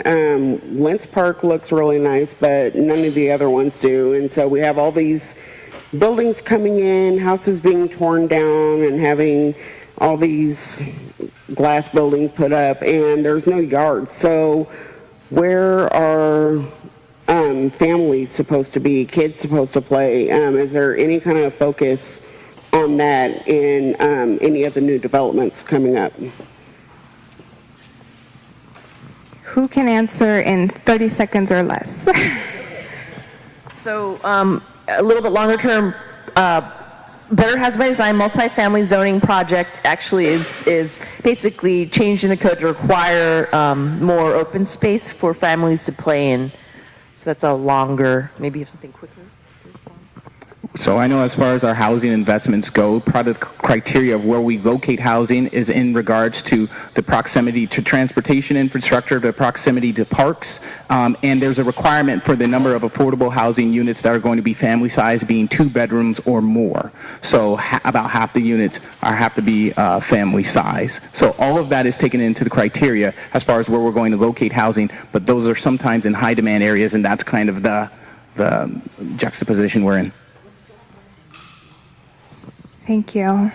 We are out of time. I'm sorry. But if you would like to send us your questions, we can forward them, connect you to these lovely people, or you're welcome to contact them directly too. Okay, 2 more things. So we usually approve the previous meeting's minutes at this meeting. It's maybe not relevant to you if you were not here last time, or if you're not particularly passionate about this process, but it's really important. So we publish the minutes online about a week ahead, at least a week ahead of the meeting, and then we also share them in our newsletter and on Facebook for people to familiarize themselves with the minutes. And it's important because, you know, in case we got something wrong or something's missing from the previous meeting's minutes, we want to make sure that those are reflected correctly. So for those of you who've had a chance to review the minutes, I move that we approve the minutes from April's general meeting.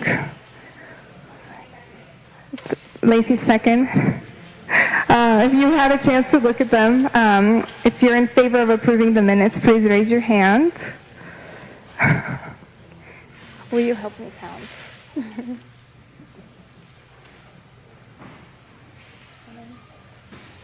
Adam's tired. I don't know if I can rely on him with this count. 5. Yeah, I feel like there's more than 5, but okay, 7. 7 in favor. Is anyone opposed? No one's opposed. And who's abstaining? That's important too. All right. 3, 4, 5, 6, 7, 8, 9 people are abstaining. Okay. And really quickly, I'm going to ask our success tracker, what did you write down? What did we accomplish tonight? So tonight, we accomplished that we were able to identify there are a lot of options to explore different agencies to advocate for some of the topics discussed. We encourage people to go out and vote, which I think is also very important. So use it as a form of advocacy. Do it. It also appears everybody's here is really invested in seeing the community do better, and, you know, it should be acknowledged that we're all here to see it do better. And lastly, a shout out to the church, because I think I haven't seen you at many meetings, so, you know, thanks for being here.